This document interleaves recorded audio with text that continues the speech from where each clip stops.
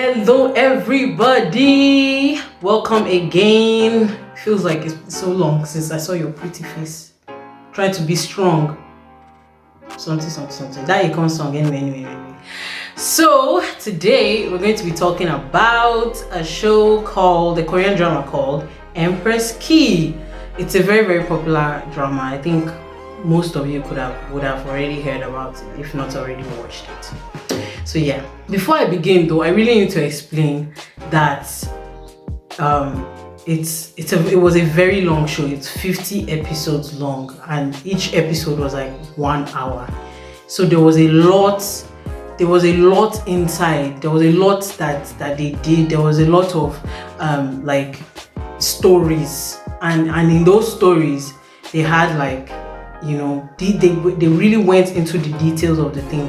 And unfortunately, because this is a review and it's a short review, I can't really explain or say everything as much as I want. I'm just going to try and keep it as short as possible. But if it were up to me, there was so much I would have loved to talk about, especially with the characters and even the storyline and all that.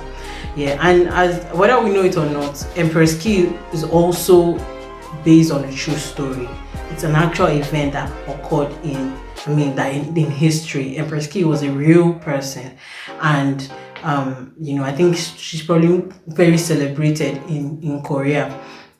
But because it was a drama and it was a show, they kind of, you know, took some dramatic liberties, and so it's not everything that we see in the show that actually happened in history. Some things were exaggerated, some things never even happened at all, but they just put it in. And so because as a result of that, I'm going to just focus on the show itself. Yeah, so let's get into it.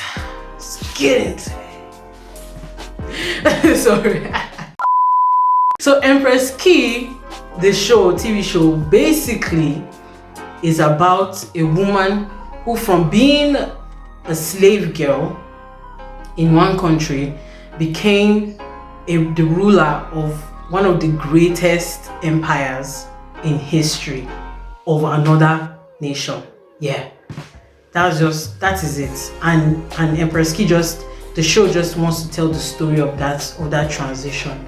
I mean, it's in and of itself, it's already an amazing thing. First of all, this is something that I'm not saying never, but rarely happens. I can't say never because we are standing here today because it actually happened. But you know, this is something that we don't see. It's an intriguing story to tell, and it's something worth delving into. And you know, she's such a phenomenal character that, you know, just really, even if it happened to just the fact that it was her and just everything she went through is something you can learn from. So this is her story and her transition. She started off as a slave girl in Goryeo, which, by the way, I really need to segue and explain something about that. So when I was watching the show, when I read the title on Netflix, you know, something Goryeo, I was like, what's Goryeo? Like, why Netflix? Why are you being so culturally insensitive right now? Like, why are you misspelling Korea? Why?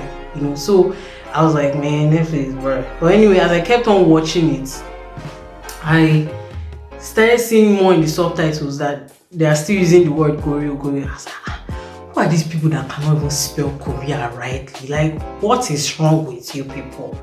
But I'm getting there.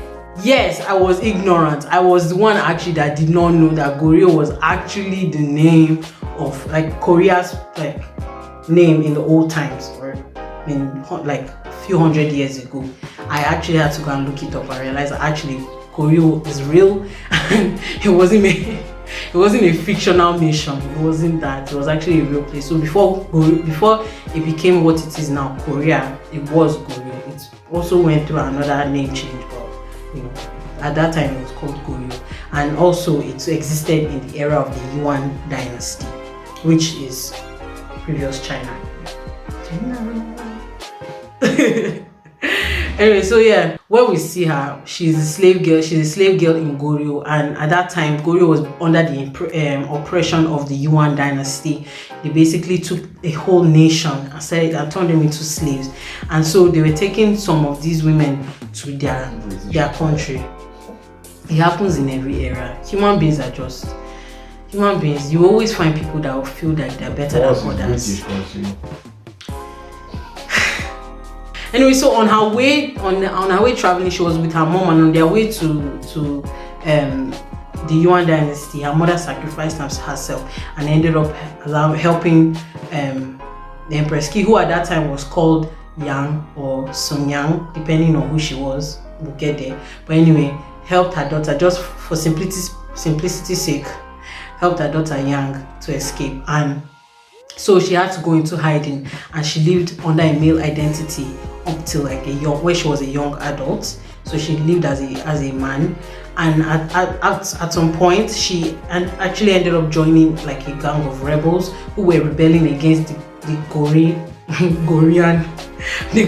nation or the government of Goryeo, because obviously at that point it was like these people are not doing, like they're not helping them, they're not making their lives better, they're allowing them to go off as slaves, and their nation is getting poorer and poorer by the day. So obviously people had to stand up and fight for their rights, and so she was one of them. She was among them, and she actually became like very skillful and, you know, in fighting, and very physical.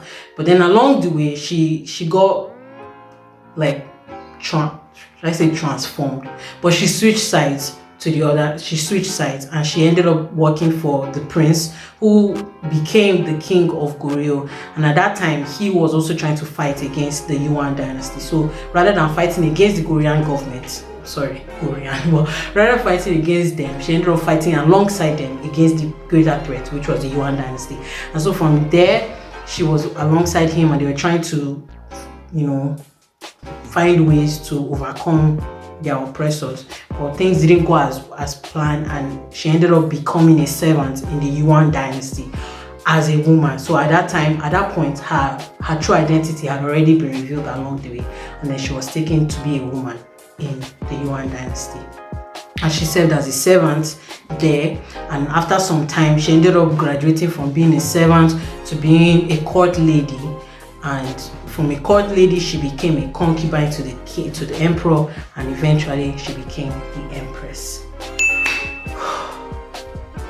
In one person, I think she succeeded in doing all this under like 20 years, or if not less. That's amazing. But you know, obviously that kind of thing can't happen anyhow. It's not something easy. I mean, I said it in the space of 5 minutes, but obviously it took a long time. And as a result of that, there were obstacles along the way. There would definitely be obstacles and people and haters. You know, haters gonna hate. Potatoes gonna potato.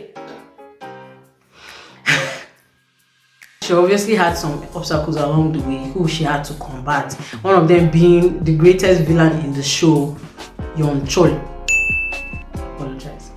But yes, so he was a villain not just against her, but even the country of Goryeo, and even he was a corrupt official in the Yuan dynasty. He wasn't even doing any of this for the sake of the dynasty. He was doing this for himself. He basically wanted to be the ruler of the Yuan dynasty without actually sitting on the throne. I mean, if he could have sat on the throne, he would have done it, but he knew that, you know, there's some things you can't cross. Rather than doing that, he just wanted to run it behind the scenes. So alongside him, Yeon Chol, he also had his children, his daughter and his 2 sons. His daughter, who ended up actually being married to the emperor, but we'll get to that, and his 2 sons, who were generals or more political in their hatred against Goryeo. So also aside from them, we also have Queen Regent. But I don't think it's called Queen Regent. I don't think that was her position. But basically, she was the wife of the former emperor.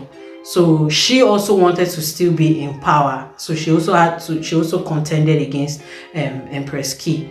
And we also had like another prominent character his name was Bekan or Pagan, depending on I don't know. The name changed as.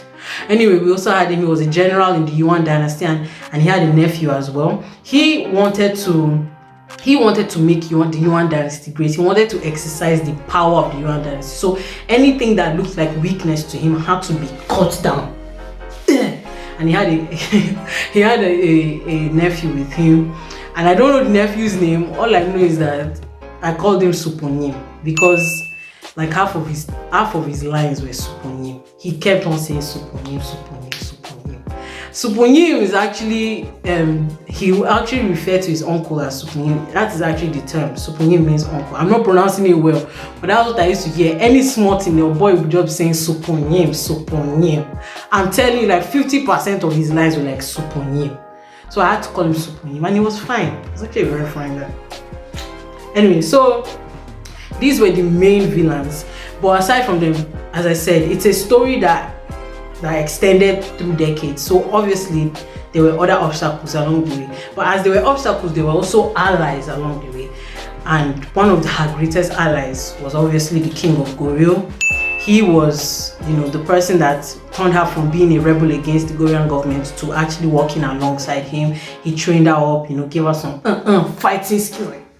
He really, trained her and made her very defiant, and not in a bad way, but a very strong-willed character and fighting for what she believed in. And I just really want to talk about the King of Goryeo a little bit, because for me, that character is actually one of the best male characters I've ever watched, because he had a very strong sense of justice and rightness. And honestly, if you had asked him, if you had told him that I promise you your country will be free from you and dynasty if you jumped off this cliff right now, he would have done it. That's how much he loved, that's how much he wanted to set his people free. And I really liked it, because he didn't take on that power as a, oh, I'm the king and I can do whatever I want. He genuinely was humble, and he was a servant to his people, which is what a ruler should be. A ruler should be a representative of the people. He should serve the people, and that's who he was. He was really good, and I think that was one of the reasons why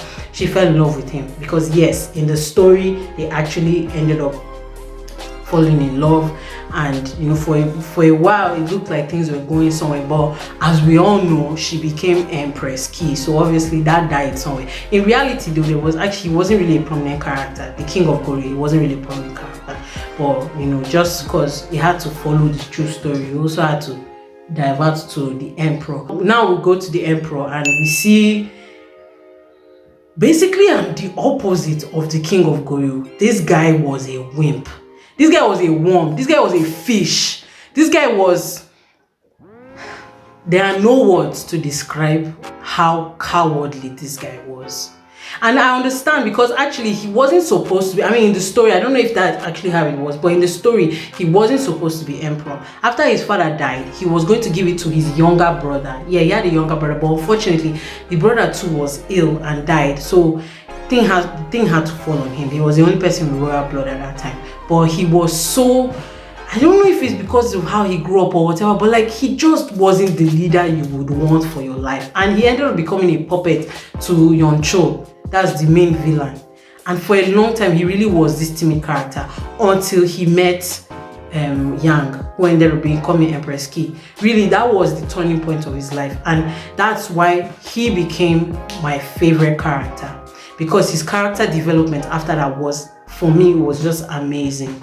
He became from this coward that would just shiver at any small threat to this man who was worthy of the title emperor. And it was all because of a woman, but also, he had something to fight for. He finally had something to live for, and I really liked it. And even the actor that did it, very good. I'm sure a lot of you know him. The main character of K2, of Healer, of Suspicious Partner, ... You guys know him. So he really was good. I think he even got an award for it. I'm not sure, but yeah. So these three main characters ended up becoming ended up getting themselves in a love triangle. But obviously that had to die down eventually. And you see even in the story that it couldn't have lasted. She ended up actually going to him, not even just as a means to an end, but actually her heart turned towards the emperor. And he was one of her allies, but he wasn't just that, because it wasn't just only her ally, she was also his ally, because he was a puppet before, and then he started becoming, he started trying to go against, trying to go against the people that were trying to, bring him down. So obviously he also had people to tackle and to fight against. So he himself too needed somebody to back him up. and so both of them were there for each other and they were struggling. And really the story is full of twists and turns, so much, and that's why I said this little review cannot describe everything that they went through, because in as much as they had obstacles and allies, they were not always distinct. Sometimes their allies became people, like the people that were for them ended up turning against them. Other times people that were against them ended up working alongside them. All of it though was to benefit whatever side that they wanted to be on. Which brings me to one of the things that I really wanted to talk about in this review, Empress Key as a person. Not as a real person, but like as in the character. I didn't really like her because for me, she didn't act like a real, like the typical protagonist. I understand though, a lot of the things that she faced and she went through were not of her making. You know, people right from the get-go, people had always been against her. But the thing is that she always had that vengeful mindset of getting back against the people that did her wrong. And so she didn't mind what she was doing so long as she got the job done. So she ended up doing some things that the villains were doing as well. The villains would deprive some people of something. She would also deprive the villains would deprive her people of something. She would deprive the other people of something. They will frame her for something. She will frame them. Like, you know, it was really a very vengeful relationship she had, and she was a very vindictive character, to be honest. And I didn't really like that, because as the main character, I should be rooting for you. And throughout, I just really got tired of it, because she was such a very calm person, and really she didn't go looking for trouble. Trouble really did come to her, but she didn't face it as I would expect a protagonist to face it, with justice. She really did a lot of dark, underhanded things, but that's why I respect it, because it showed the reality of life. You know, people end up getting their hands dirty. People end up doing some things that they may not particularly call good, all for their benefit, and that's why some of their allies ended up turning against them, or some of the people that were against them, some of their enemies ended up becoming their allies, all to fulfill their own particular benefits. So I respected the show for that, but I can't say that I learned anything particular other than the fact that I wouldn't even want to be in that position in the first place, because it really isn't anything you can do. People are literally looking for your head. You actually have to fight. And it's good that she had such a very compassionate and kind character, because that's really what helped her along the way, and that's why she had people that supported her, not even just from her nation. Even the people of the Yuan dynasty ended up accepting her and loving her, because she wasn't just there for her people, she was also there for them. She actually really was a good person, but the vindictive character of her I didn't really like so much. So yeah, the entire story is very good and very long, and I can't really get into the details of it, but you know, eventually after like 30 episodes I actually got tired of it, because it was almost like rinse and repeat. Something goes wrong in her life, she ends up trying to find the person that did it, she ends up doing things, and you know, and they also had like, it was a 1 hour it was 1 hour per episode, so there were a lot of fillers and a lot of people just standing and staring at each other while like some music goes on in the background. And I really I ended up skipping like 15 to 20 minutes of an episode, just because they were not doing anything.